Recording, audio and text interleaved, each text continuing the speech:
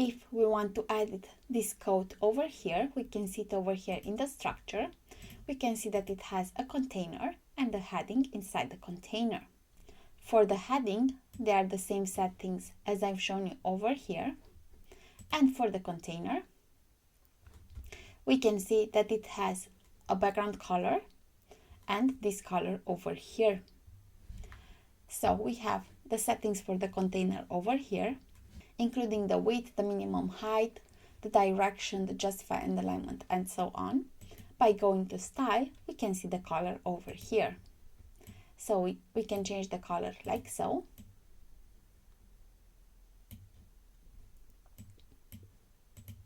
We can also have a gradient, a video or a slideshow.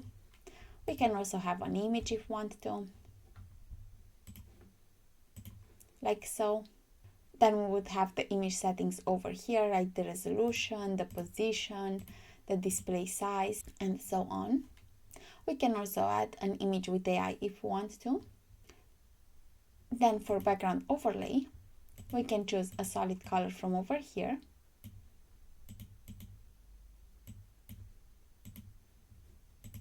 Or a gradient from over here.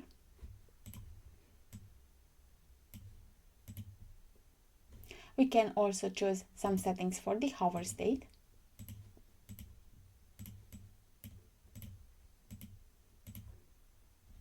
Like so.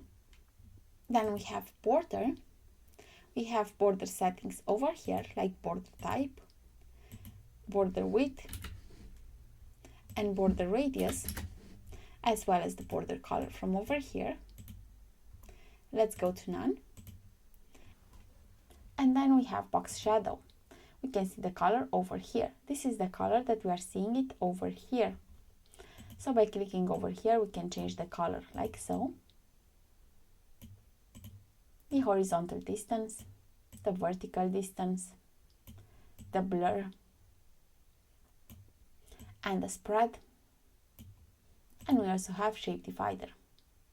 By going to advanced, we can see that we have padding set to percentage, 5% to the right and 5% to the left.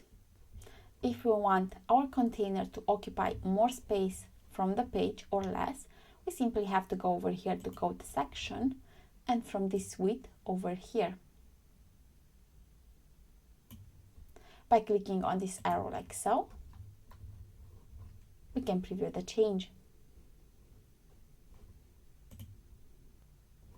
We can always check the tablet settings by clicking over here and the mobile settings by clicking over here. In order to make settings that are particular for tablet and for mobile, we can look for those icons over here in the settings, like so.